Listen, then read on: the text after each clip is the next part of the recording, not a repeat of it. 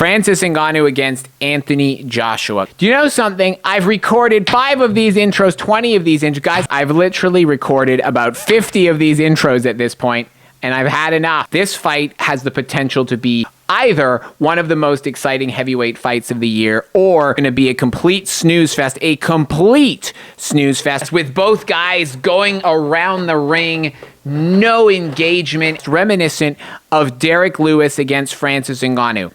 But what do I think is actually going to happen in this one? Francis Ngannou needs to throw the most jabs that he's ever thrown in his life. He doesn't jab nearly enough to win a professional boxing match against someone like Anthony Joshua, who has really solid fundamentals. If he does that, he can possibly cause the upset, because AJ can't be allowed to just coast to a points victory if Francis wants to actually pull this off. If AJ gets in and out of range and uses his 1-2 combinations, he's going to accumulate rounds, and it's going to cause Francis a lot of problems. AJ's game plan should look something like this. You go in, you use the 1-2, you get out of range, you use lateral movement. In the clinches, you hold on until the referee breaks you up.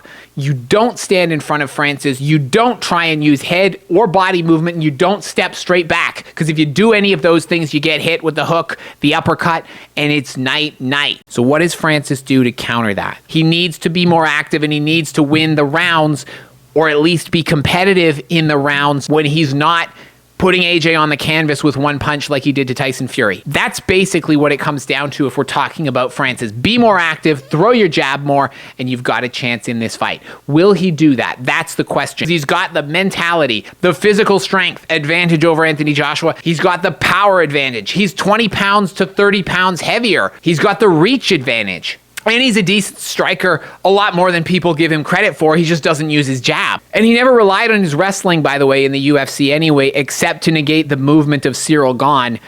But does Francis pull it off? As much as I would love to say yes, as much as I unashamedly will be rooting for Francis Ngannou in this fight, I do not believe that he gets it done. I think the most likely outcome is that Anthony Joshua wins a points victory, a fairly dull points victory behind the jab, thanks to excellent preparation and a great game plan from Ben Davison, a resurgent AJ's newfound confidence, and the fundamentals that Tyson Fury completely negated, but that will cause Francis Ngannou a lot of problems. But Francis Ngannou, the entire time, is going to be a danger. And if he does get AJ down, I do not think Anthony Joshua can survive more than a single knockdown against Francis. But it's not all about what I think, it's about what you guys think as well. I will catch you as always in the next video, but let me know in the comments, how does this fight end?